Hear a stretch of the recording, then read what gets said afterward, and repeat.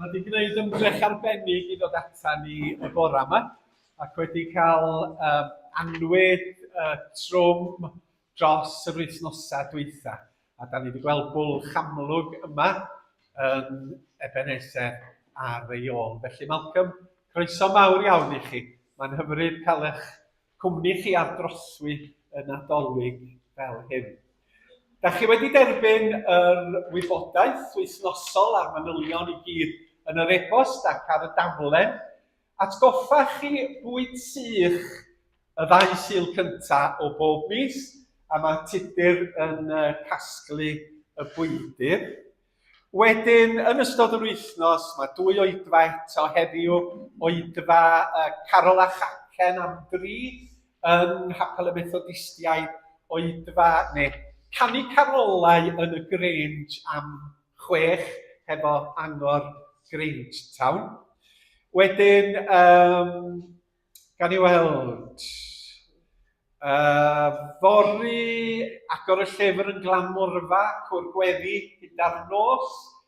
Dydd Mawrth, ffrindiau bach yng Nghapel y Methodistiaid, 3:30. Y Gornel Glud yn gweini bwyd a diog yn y Tabernacl. Ac yna neidio i'r Sul nesaf. Llanas Nadoligaidd a peth a gwasanaeth yn y bore. Hwnnw'n bob oed. A da ni'n diolch i'r tîm am drefnu. A gwasanaeth carolau dwyieithog yng Nghapel y Methodistiaid am 3. Dyn ni'n edrych o bethau ychwanegol. Mae Angladd Rhian Rydych, 1/2 awr wedyn o'r 10 dydd Mawrth yn Hapel y Wenallt am losgfa Thornhill. Mi fyddwn ni yn ffarwelio ac yn talu teyrnged i Rhian, un oedd mor ffyddlon yn y cyfarfodydd a'n gweithgareddau ni dros yr holl flynyddoedd. A mi gawn ni gyfle i gyd yn deimlo hefo y merched a'r wyresa i gyd. Ar ôl yr oedfa pnawma, mi fydd torchau bwrdd ar werth. Mae Bethan wedi creu torchau bach, a allwch chi fynd â nhw i fod yn... Dwi'n wedi gweld os dyn nhw'n fawr neu bach, Bethan wel eisiau lun ohonyn nhw. Ar ganol bwrdd fydda nhw, ar gyfer gwyl y Nadolig, ac at y Samariaid mae hwnnw. Ti eisiau casglu enwa ta? Na fo, fydda nhw ar gael ar ôl y gwasanaeth prynhawn yma. Wedyn mae calendr dathlu 200 Ebenezer 1826, 2026 ar gael. Maen nhw 10 punt yr un, a mae unrhyw elw awn neir yn mynd tuag at elusen Samariaid. A mae yna bonus yn y calendr, oherwydd mae o'n cynnwys mis Ionawr 2027. Felly gewch chi 27, ia? Felly gewch chi 13 mis yn calendr blwyddyn 2026. Wedyn, dyna fo dwi'n credu... mae yna un peth arall. Oherwydd mae un o'n plith ni yn dathlu pen blwydd go arbennig yn ystod yr wythnos nesaf yma. A mae'r cerrig milltir yma'n dod i'n rhannu i gyd. Ond mae un arall yn ymuno hefo clwb y Trigain, sef John Hayes. Ac felly, da ni'n dymuno pen blwydd hapus iawn i John Hayes. Bydd o'n gallu smalio bod o'n ifanc, da ni'n trio am hir dydyn. Da ni'n trio am amser hir, ond mae'r blynyddoedd yn rhithro heibio. Felly, pob dymuniad da, a dal ati gyfri yn yr hen ffordd Gymreig. 20, 20, 30, 40. A ti bob amser yn ddeugeiniau wedyn yn yr hen ffordd. Nawn ni ganu? Nawn ni ganu pen blwydd hapus? O dan nhw'n dod i sôn. Ia, wel, yna. Nawn ni ganu pen blwydd hapus i John? Blwydd hapus i ti.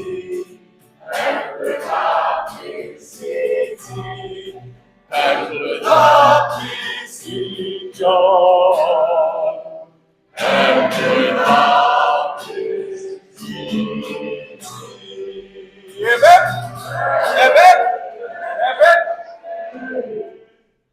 Arno ti diwedio. Dwi'n diwedio dros John. A fyny ti. O'n i'n siŵr iawn bore yma bod ni'n hwn, Nadolig Llawen, oherwydd da ni'n sôn y bore yma am bobl mewn sefyllfaoedd lle dydy Nadolig nhw ddim yn llawen iawn. Ac dyna di thema'r gwasanaeth. Mae cariad yn amleth gan hwn, mae cyfiawnder yn stryglo wrth fod aros. Ac felly mae cariad a chyfiawnder law yn llaw yn anwahanadwy ac wedi ymrwymo i'w gilydd. Gyda'i gilydd, mae'n rym cryf. Wrth i ni aros am y diwrnod pan fyddwn ni'n dathlu genedigaeth Iesu, gadwch ni weddio gyda'n gilydd y bydd cariad a chyfiawnder yn cael ei hymgorffori yno ni yn y bywydau ni, fel yn y plentyn yr ydym yn aros amdano. Gadwch ni weddio. Dduw'r digonedd, ti ydy'r myfi mawr, na ellir cyfyngu arno. Dyn ni'n gweddio bod i di'n arllwys dy lan ysbryd ar yn cyfarfod ni bore yma. Ar yn cofio ni ac ar yn haros ni. Deled dy deyrnas gariadus a chyfiawdd. Gwneler dewlyllus ar y ddaear fel yn y nef. Wrth i dy fab ymgnawdoledig fod i'n rhydd. Wedi ni gael yn hadnewyddu yn barod i dy wasanaethu a gwasanaethu'n gilydd. Amen. Yn ganu o wynir byd.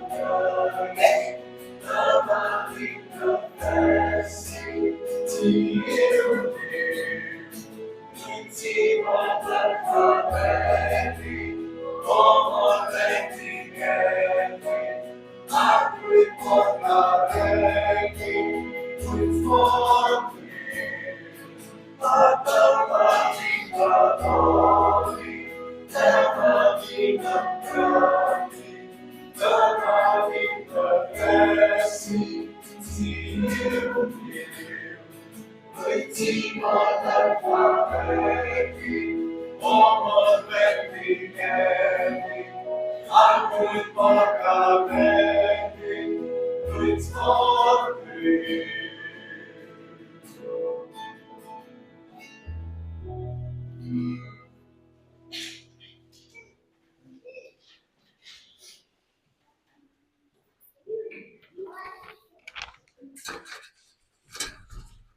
Genesis pennod 4 adnodau 3-6. Adeg y cyneuaf daeth Cain a pheth o gynnyrch y tir i'w roi yn offrwm i'r arglwydd. Daeth Abel a'r rhai o wyn cyntaf y prai, a'r rhai gorau yn offrwm i Dduw. Roedd Abel a'i offrwm yn plesio'r arglwydd, ond wnaeth e ddim cymryd sylw o Cain a'i offrwm e. Roedd Cain wedi gwylltio'n lân, roedd i'w weld ar ei wyneb. Dyma'r arglwydd yn gofyn i Cain, ydy o'n iawn i ti wylltio fel yma? Pam wyt ti mor ddig? Os gwneud i beth sy'n iawn, bydd pethau'n gwella. Ond os na wneud i y peth iawn, mae pechod fel anifail yn llechu wrth y drws. Mae am dy gael di, ond rhaid i ti ei reoli. Dwedodd Cain wrth ei frawd, gad i ni fynd allan i gefn gwlad. Yna, pan oedden nhw allan yng nghefn gwlad, dyma Cain yn ymosod ar ei frawd Abel a'i ladd. Dyma'r arglwydd yn dweud wrth Cain, ble mae Abel dy frawd di? Atebodd Cain, dwi'm yn gwybod. Ai fi sydd wedi ofalu am fy mrawd? A dyma'r arglwydd yn dweud, beth yn y byd wyt ti wedi ei wneud? Gwranda, mae gwaed y frawd yn gweiddi arna i o'r pryd, melltith arna ti. Rhaid i ti adael y tir yma lyncodd waed y frawd pan wnes i ei ladd. Byddi'n ceisio trin y tir, ond yn methu cael cnwd da ohono. Byddi'n crwydro o gwmpas yn ddigyfeiriad. Ac meddai Cain wrth yr arglwydd, mae'r gosb yn ormod i mi ei chymryd. Ti wedi fy ngyrru i ffwrdd o'r tir, a byddai wedi fy nhorri ffwrdd oddi wrtho ti. Byddai'n crwydro o gwmpas yn ddigyfeiriad, a bydd bynnag sy'n dod o hyd i mi yn fy lladd. Ond dyma'r arglwydd yn dweud wrtho, na, bydd pwy bynnag sy'n lladd Cain yn cael ei gosbi 7 gwaith drosodd. A dyma'r arglwydd yn marcio Cain i ddangos iddo, na fyddai'n cael ei ladd gan bwy bynnag fyddai'n dod o hyd iddo. Felly, aeth Cain i ffwrdd oddi wrth yr arglwydd, a mynd i fyw i wlad Nod, i'r dwyrain o Eden. Eleni mae gwrthdaro ym mhob rhan o'r byd. Rydym wedi gweld trais dinistrol yn y dwyrain canol lle ganwyd Iesu. Sut allwn ni ymateb i erchyllderau'r rhyfel a'r modd mae'n gwawdio ein dynreoliaeth gyffredin? Rhaid i ni wrando ar stori Cain. Ni all Cain byth fynd yn ôl adref. Crwydro oedd ei dynged. Trais, casineb, dicter a rhagfarn. Maent i gyd yn gwneud i ni golli rheolaeth ein hunain a cholli ein perthynas a'n gilydd. Maent yn ein gadael yn crwydro ar ein pennau'n hunain. Gweddïwn. Heddiw, gweddïwn am heddwch ac am ddiwedd ar grwydro a cholled. Gweddïwn am ddiogelwch a sicrwydd i blant Duw ym mhob man. Gweddïwn dros waith cymorth Cristnogol a'i partneriad gwerthfawr, wrth iddynt geisio helpu lle bynnag mae gwrthdaro. Galluoga ni i gefnu ar drais a throi at heddwch.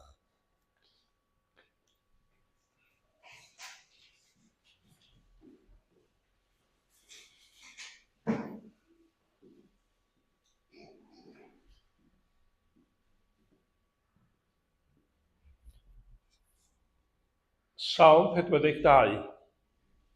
Gweddi ffwadur. fel hydd yn brefu am ddiod o ddŵr. Dwi'n hiraethu go iawn amdana ti o Dduw. Mae gen i syched am Dduw, y Duw byw. O pryd gaf i fynd eto i sefyll o'i flaen yn y deml. Dwi'n methu bwyta ac yn crio nos a dydd. Wrth iddyn nhw wawdio'n ddi-ddiwedd. Ble mae dy Dduw di felly? Wrth gofio hyn i gyd, dwi'n teimlo mor drist. Cofio mynd gyda'r dyrfa i di, Dduw. Gweddi a moli'n llawen gyda phawb arall, wrth ddathlu'r wyl. Fe naid, pam wyt ti'n teimlo mor isel? Pam wyt ti mor aniddig? Rhod obaith yn Dduw. Byddai moli Duw eto, a mi ddo myrryd i'm hachub i. O fy Dduw, dwi'n teimlo mor isel. Felly dwi am feddwl yna ti, tra dwi'n ffoadur yma. Yma mae'r Iorddonen yn tarddu, o fryniau Hermon a mynydd Misar. Lle mae sŵn dwfn yr rhiadau yn galw ar ei gilydd. Mae fel petai tonnau mawr dy fôr yn llifo drostai. Ond dwi'n profi gofal ffyddlon yr arglwydd drwy'r dydd. Ac yn y nos dwi'n canu can o fawl iddo, ac yn gweddio'r y Duw byw. Dwi'n gofyn i Dduw fy nghraig uchel. Am wyt ti ddim yn cymryd i'm sylw honna i? Pam mae rhaid i mi gerdded o gwmpas yn drist, am fod y glynion yn fy nghamdrin. Mae rhai sy'n yng nghasau yn gwawdio ac yn brathu'r byw. Wrth iddyn nhw wawdio'n ddi-ddiwedd. Ble mae dy Dduw di felly? Fe naid, pam wyt ti'n teimlo mor isel? Pam wyt ti mor aniddig? Rhod o obaith yn Dduw. Byddai'n moli Duw eto, a mi ddo myrryd i'm hachub i.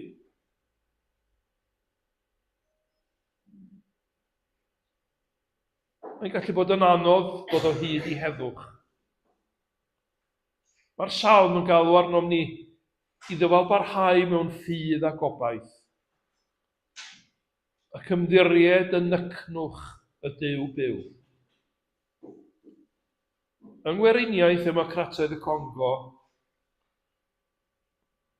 mae degawdau lawer wrth aro gan sefydlogrwydd gwleidyddol wedi'r sbarduno un o'r gyfyngau dyngarol mwyaf y byd.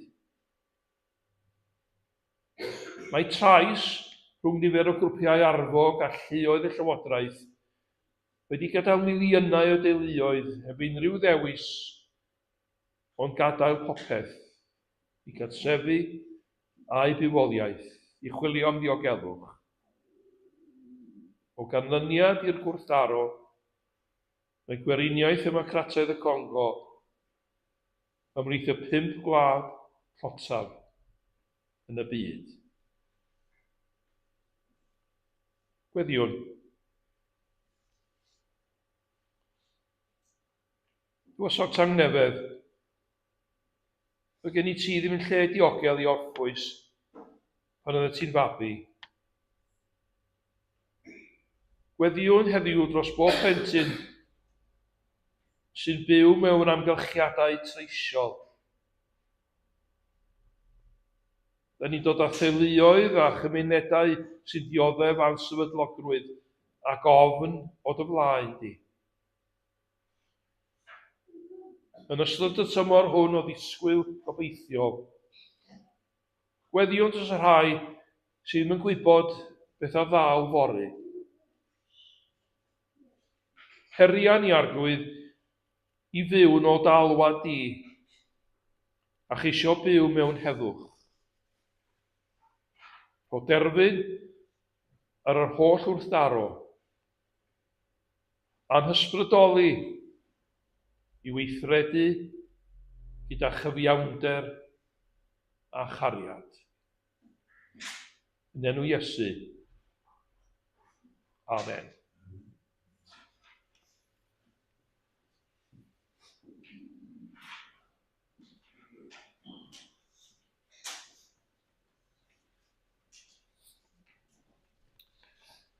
Mica 6, adnodau 6 i 12. Sut alla i dalu'r arglwydd? Be sy'n gen i i'w gynnig wrth blygu i addoli y Duw mawr? Ydy aberthau i'w llosgi yn ddigon? Y lloi gorau i'w llosgi'n llwyr? Fyddai 1000 o hyrdod yn ei blesio? Neu afonydd di-ddiwedd o olew olewydd? Ddylwn ni aberthu fy mab hynaf yn dal am wrthryfela? Rhoi bywyd fy mhlentyn am fy mhechod? Na, mae'r arglwydd wedi dweud beth sy'n dda, a beth mae ei eisiau gen ti. Hybu cyfiawnder, bod yn hael bob amser, a byw'n wylaidd ac ifydd i dy Dduw. Gwrandwch, mae'r arglwydd yn galw pobl Jerusalem. Mae'n beth doeth i barchu dy enw o Dduw. Gwrandwch lwyth Jwda a'r rhai sy'n casglu yn y ddinas. Ydw i'n mynd i anwybyddu'r trysorau a gawsoch drwy dwyll a'r mesur prin sy'n felltith? Fyddai'n iawn i mi oddef y clorian sy'n dweud celwydd a'r bag o bwysau ysgafn. Mae'r cyfoethog yn treisio'r tlawd a'r bobl i gyd yn dweud celwydd. Twyll ydy ei iaith gyntaf nhw. Bod yn bobl sy'n hybu cyfiawnder, yn bobl sy'n hael bob amser, ac yn byw'n wylaidd ac yn ifydd i Dduw. A ydym ni'n dilyn galwad Duw am gyfiawnder, haelioni a gwleiddra? Pwy sydd wedi'n hysbrydoli wrth i ni gerdded gyda'n gilydd?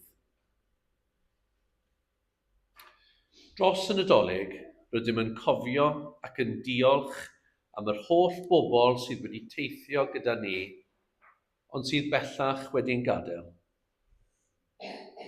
Rydym yn cyflwyno i Dduw y bobl rydym yn ei caru, a rhai hynny rydym yn ei colli. Gweddion. Iesu mab Duw, o leini'r byd, cefais dy eni i ddod â chyfiawnder a thrigaredd i'n byd. Goleia ein ffordd a'n harwain ni ar lwybr gwirionedd a thosturi. Wrth i ni ddod yn gofidiau a'n hofnau ata ti, Dduw pob cysur, goleia ein tywyllwch. O leini'r byd, gwna ni'n barod i dy wasanaethu, drwy wasanaethu'n gilydd a gwasanaethu eraill yn gariadus. Amen.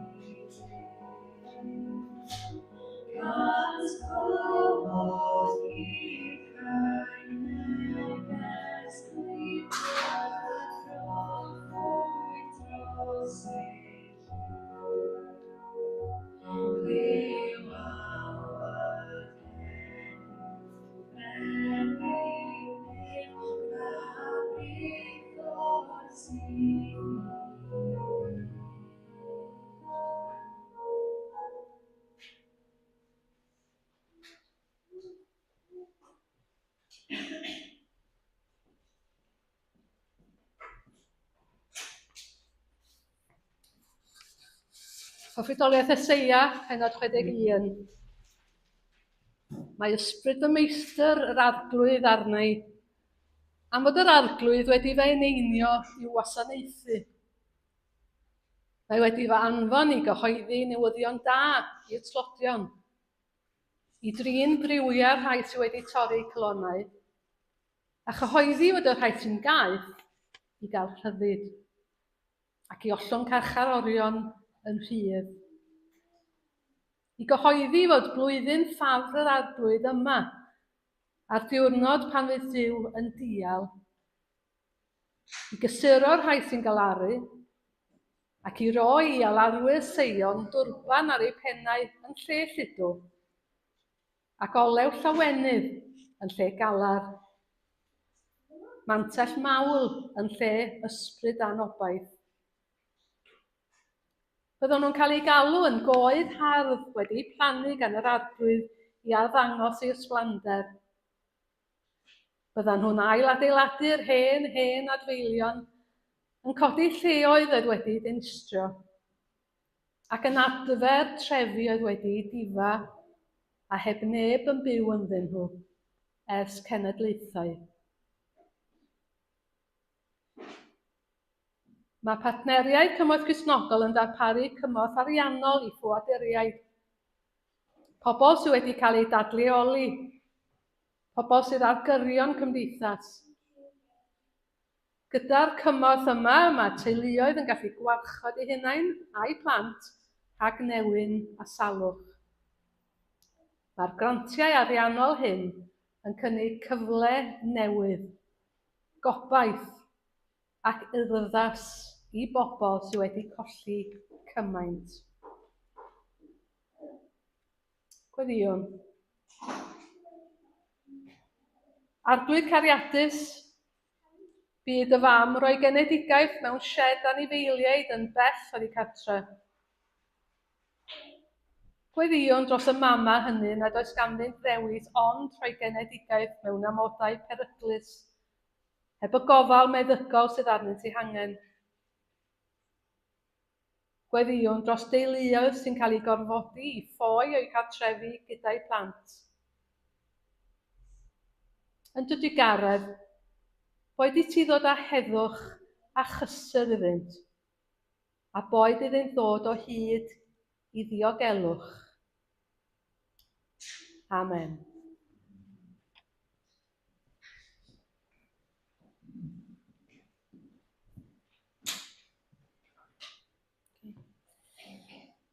Luc 1, 46-55. A dyma Mair yn ymateb, o dwi'n moli'r arglwydd. Mae Duw fy achubwr wedi wneud i mor hapus. Roedd yn gwybod bod ei forwyn yn ferch gyffredin iawn, ond o hyn ymlaen bydd pobl o bob oes yn dweud fy mod i wedi bendithio. Mae Duw yr un cryf wedi gwneud pethau mawr i mi. Mae ei enw mor sanctaidd. Mae bob amser yn trigarhau wrth y rai sy'n ymostwng iddo. Mae wedi defnyddio ei rym i wneud pethau rhyfeddol. Mae wedi gyrru y rhai balch ar chwal. Mae wedi cymryd ei hawdurdod oddi wrth llywodraethwyr ac yn anwededdu'r bobl hynny sy'n neb. Mae wedi rhoi digonydd o fwyd da i'r newynog ac anfon y bobl gyfoethog i ffwrdd heb ddim. Mae wedi helpu ei was Israel a dangos trigaredd at ei bobl. Dyma y ddawodd ei wneud i'n cyn-deidiau ni, dangos trigaredd at Abraham a'i disgynyddion am byth. Yn anffodus, dydy bywyd mewn gwersylloedd ffoaduriaid ddim bob amser yn cynnig llawer o ryddhad. Mae'r cyflenwad o fwyd a dŵr i'w yfed yn gallu bod yn eithriadol o brin. Mae cymorth Cristnogol yn helpu pobl yng Ngweriniaeth Democrataidd y Congo i brofi gobaith a bywyd newydd wrth iddynt aros i'r rhyfel ddod i ben. Gweddi. Dduw cariad, wrth i ni ddod at ein gilydd i wrando ar hanes genedigaeth Iesu Grist y Fab. Diolchwn am lawenydd a chyffro'r Nadolig. Gweddiwn dros rieni, gofalwyr a phlant ym mhob man. Gweddiwn yn arbennig dros y rai nad oes ganddynt le ddiogel i aros ynddo. Gofynnwn i ti helpu'r plant hynny nad oes ganddynt, fel y baban Iesu, weli na chryd i orwedd ynddo heno. Dangos i ni beth allwn ni wneud i newid ein byd, fel bod pob plentyn yn rhydd i chwarae, gorffwys, tyfu a ffynnu. Gofynnwn hyn yn enw Iesu. Amen.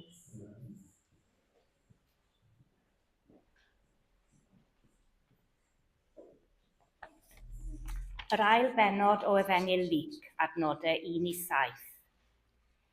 Tua'r un adeg, dyma Cesar Awgwstws yn gorchymyn cynnal cyfrifiad drwy'r ymerodraeth Rufeinig i gyd.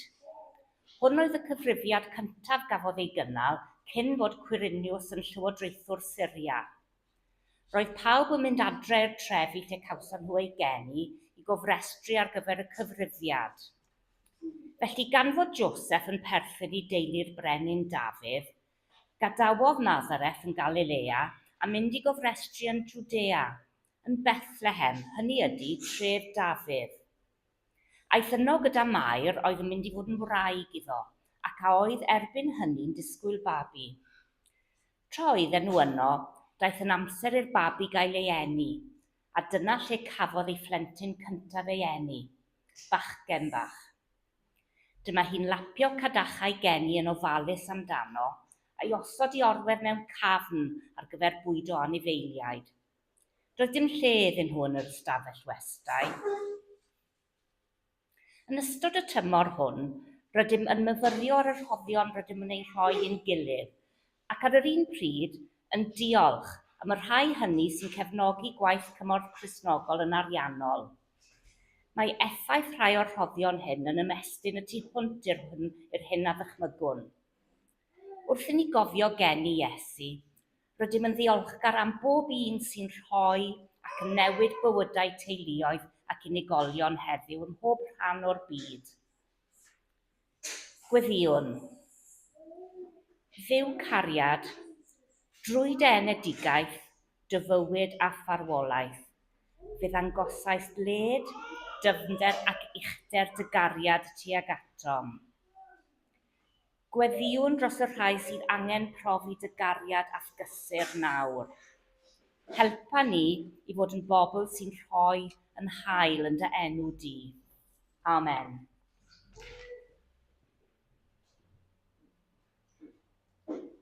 Da ni am gamu hefo'n gilydd i orwedd mewn present. Dwi'n gwybod os di Catrin yn mynd i helpu hefo hon. Ac yna yn y munud fi fydd y meibion yn canu. Mae gwahoddiad i chwi heddiw i gadw gwyl.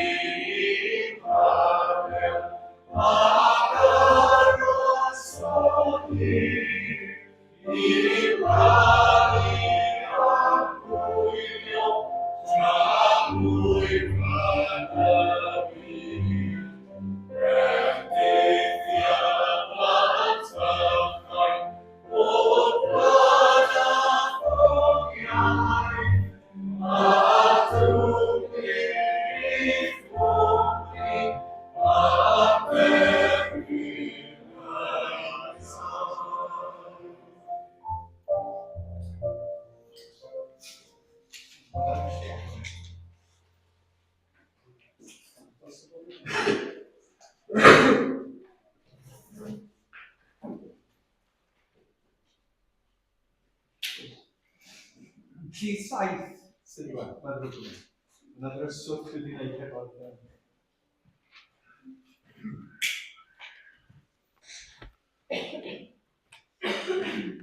Yn ardal Bethlehem, roedd bugeiliaid allan drwy'r nos yn yr awyr agored yn gofalu am ei defaid.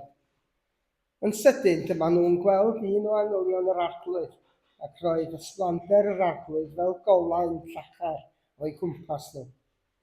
Roedd nhw wedi dychryn am eu bywydau, ond dyma'r angel yn dweud wrthyn nhw, "Peidiwch bod ofn, mae gen i newyddion da i chi. Newyddion fydd yn gwneud pobl ym mhob man yn llawen iawn. Mae eich achubwr wedi cael ei eni heddiw yn Bethlehem, tref y brenin Dafydd. Ie, y Meseia, yr arglwydd. Dyma sut byddwch chi'n ei adnabod e. Dewch o hyd iddo yn fabi bach, wedi lapio mewn cadachau ac yn gorwedd mewn cafn bwydo anifeiliaid. Yn sydyn, dyma filoedd o anylion eraill yn dod i'r golwg. Roedd fel petai holl anylion y nefoedd yno yn addoli Duw. Gogoniant i Dduw yn y nefoedd uchaf, heddwch ar y ddaear islaw, bendith Duw a'r bobl. Pan aeth yr anylion i ffwrdd yn ôl i'r nefoedd, dyma'r bugeiliad yn dweud wrth ei gilydd, "Dewch, gadewch i ni fynd i Bethlehem i weld beth mae'r arglwydd wedi dweud wrthon ni sydd wedi digwydd." Felly i ffwrdd â nhw a dyma nhw'n dod o hyd i Mair a Joseph, a'r babi bach yn gorwedd mewn cafn bwydo anifeiliaid. Ar ôl i weld, dyma'r bugeiliad yn mynd ati i ddweud wrth bawb beth oedd wedi digwydd, a beth wedodd yr angel wrthyn nhw am y plentyn yma. Roedd pawb glywodd am y peth yn rhyfeddu ac hyn roedd y bugiliad yn ei ddweud, ac roedd Mair yn cofio pob manylion ac yn meddwl yn aml am y cwbl oedd wedi cael ei ddweud am ei phlentyn. Roedd y bugiliad yn ôl i'w gwaith gan ganmol amol i Duw, am bopeth roedden nhw wedi weld a'i glywed. Roedd y cwbl yn union fel roedd yr angel wedi dweud. Mae cymunedau bugeiliol ac amaethyddol ein dyddiau ni heddiw yn dal i fyw'n agos at y prif, gan ymateb i batrymau a rhythmau naturiol y greadigaeth. Mae'r argyfwng hinsawdd yn amharu ar y rhythmau hyn ac ar ddywoliaeth llawer iawn o bobl. Mae da byw yn cael ei colli, llifogydd yn boddi tir amaethyddol, sachder yn dinistrio cnydau, neu gartrefi'n cael ei dinistrio. Mae'r argyfwng hinsawdd yn dinistrio cymunedau ledled y byd.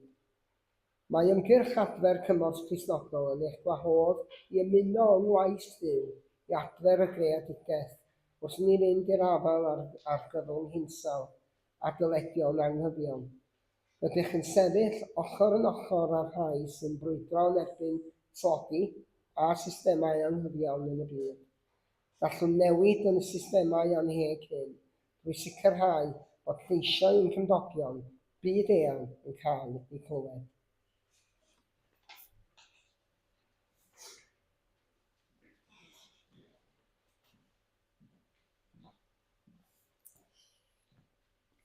Mathew 2, adnodau 1 i 12. Cafodd Iesu ei eni ym Methlem yn Judea, yn y cyfnod pan oedd Herod yn frenin. Ar ôl hynny, daeth gwyr doeth o wledydd y dwyrain i Jerusalem i ofyn, ble mae'r un sy'n newydd gael ei eni yn frenin yr Iddewon?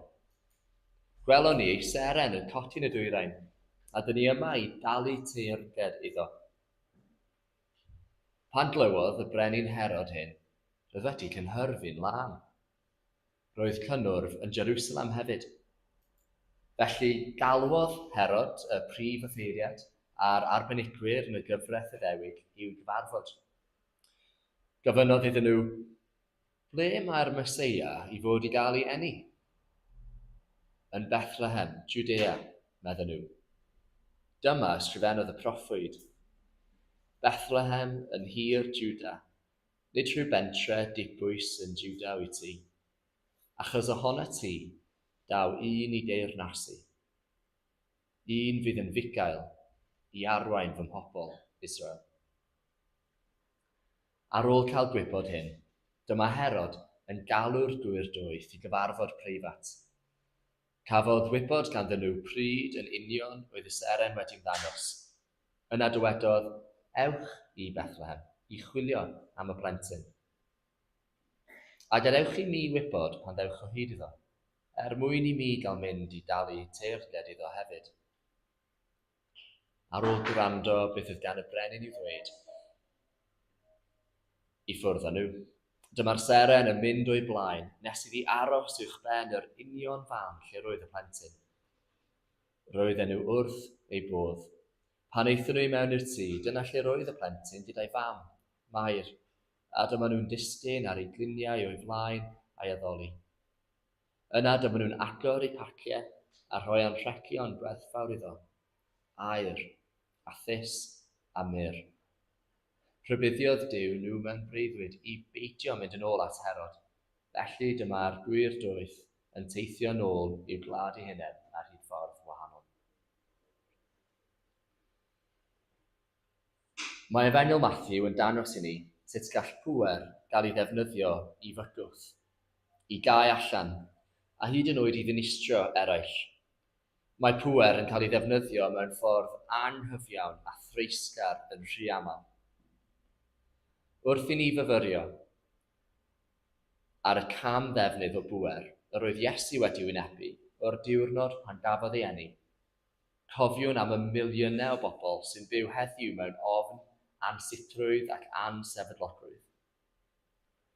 Yn Weriniaeth Ddemocrataidd y Congo, mae partneriaid cymwys Cristnogol yn gweithio i warchod a grymuso y cymunedau hynny sydd wedi heffeithio gan ddadleoliad. Maent yn gweithio i adfer eu rhyddid, eu galluogi i wneud eu dewisiadau eu hunain ac i amddiffyn eu hawliau.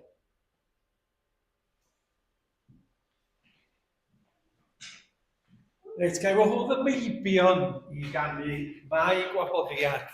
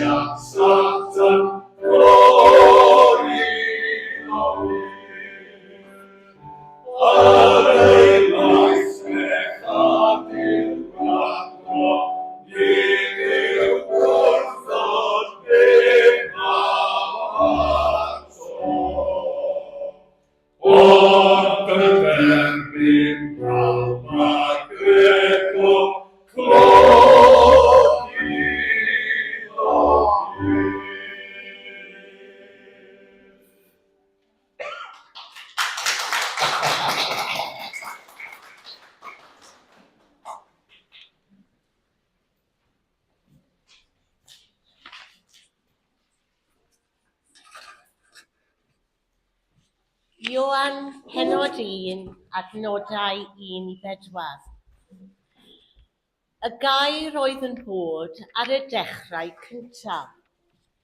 Roedd y gair gyda Duw, a Duw oedd y gair. Roedd gyda Duw o'r dechrau cyntaf un. Trwyddo y creuwyd popeth sy'n bod. Does dim yn bodoli, ond beth greodd e. Ynddo fe roedd bywyd, a'r bywyd hwnnw'n rhoi golau i bobl. Mae'r Nadolig yn dod, mae'r ymgnawdoliad yn agos.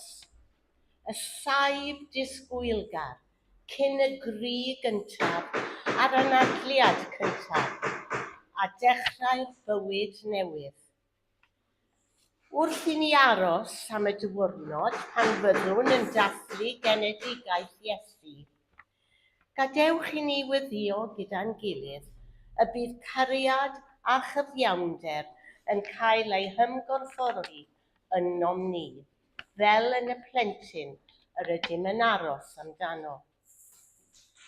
Mae'r Nadolig yn adrodd hanes plentyn ddaeth i newid ein byd, ond roedd ei waith yn cael ei ddygwth gan gyfundrefnau gormesol, gan dylodi a brwydro byd ansicr. Doedd y byd hwnnw ddim am roi lled o ef a'i deulu. A allwn ni ddod o hyd i le iddo heddiw? Gweddiwn. Dduw llawn digonedd, ti yw'r myfi mawr na ellir ei gyfyngu. Arllwys dy ysbryd ar ein cyd gynnull, ar ein cofio ac ar ein haros.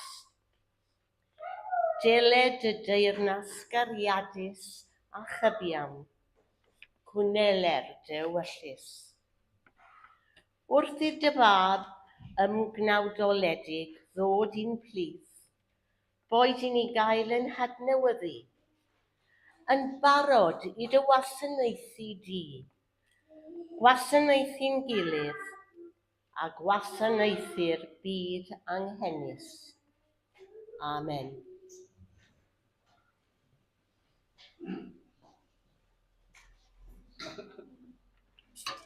Diolch i chi gyd am gymryd rhan. Gael bach o anogaeth wrth i ni gloi yr oedfa, a wedi canu Carol i derfynu. Da ni'n ddwfn yn hymor yr advent erbyn hyn, a mae'r miri masnachol yn ei anterth ar gyfer yr wyl. A mae'r hysbysebion yn hannog ni wario mwy a mwy, a phrynu mwy a mwy, a da ni fel wiwerod ar ddiwedd y tymor yn casglu, yn cnau ac yn eu cuddio nhw am gyfnod. Ac yn y diwedd, da ni'n gorfod eu taflu nhw. A da ni'n cynhyrchu sbwriel di-ddiwedd fel dynoliaeth. Ond mae'n bwysig y bod ni fel Cristnogion yn gallu gwahanu yr peth arwynebol oddi wrth y pethau sylweddol. Da ni gyd am lawenhau a dathlu a cael sport a llawenhau hefo'n gilydd. Ond mae sylfaen hwnnw yn bwysig. Oherwydd mae lot o bobl rwan pan ddaw mis Ionawr yn cymryd y trimmings, cymryd y addurniadau ac yn ei gosod nhw yn yr atig. Ac efo hynny mae unrhyw ymwybyddiaeth o pam fod y Nadolig yn bwysig. A maen nhw wedi roed o'n yr atig tan y flwyddyn nesaf.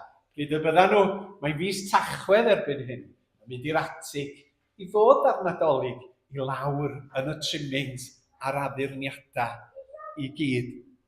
Oherwydd mae sylfaen yr hyn da ni yn ei ddathlu yn fwy nag addurniadau. Mae o yn barhaol, mae o bob dydd o'n bywydau, mae o'n dragwyddol, mae o'n ddiddiwedd yn yr arglwydd Iesu Grist. A mae arwyddocad o yn fwy na mawr ar gyfer y byd a'r greadigaeth a dynoliaeth. Da ni ddim yn pacio y Nadolig Cristnogol yn yr atig ar ddiwedd yr advent.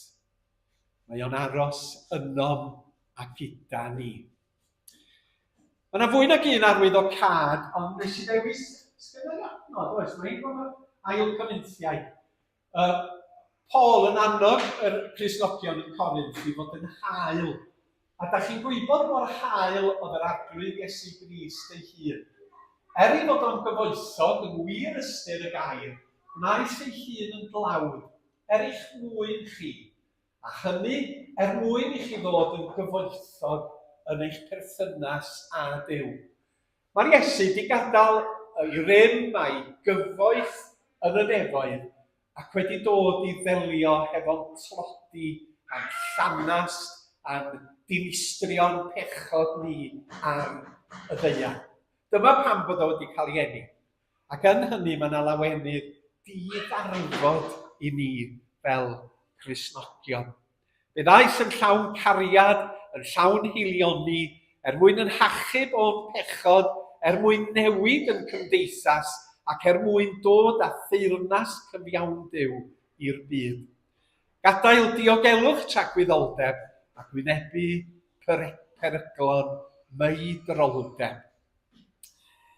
3 pheth mewn brawddeg am y Nadolig. Mae'r Nadolig genni'r Meseia yn dangos i ni pa mor hael ydy Duw tuag ata ni. Yn hael yn faterol, yn hael yn ysbrydol, yn hael ryfeddol. Yn ail, mae'r Nadolig genni'r Meseia yn y newid ni pan da ni'n deall ac yn credu. Os da chi'n sylwi'n hanes y geni, mae bob un sydd yn dod i gysylltiad â Iesu yn cael ei newid. Daru ni gael y darlleniad hyfryd gan Lisa o'r Magnificat, a bod Mair Borwyn yn sylweddoli sut dyn ydy Duw.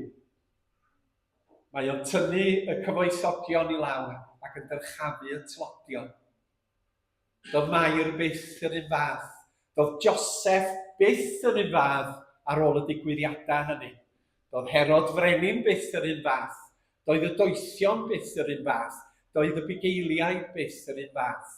Pan da ni'n dod wyneb yn wyneb a Iesu mab Duw, mae hynny'n yn newid ni ac yn trawsnewid meddyliau ni. A da ni'n gofyn, sut mae newyddion da yn Nadolig yn cyffwrdd ni ac yn gwneud ni yn wahanol i bobl sydd ddim yn credu yn Iesu Grist. Be di'r trawsnewidiad yn calonna ni a ddaw o gredu a dilyn Iesu.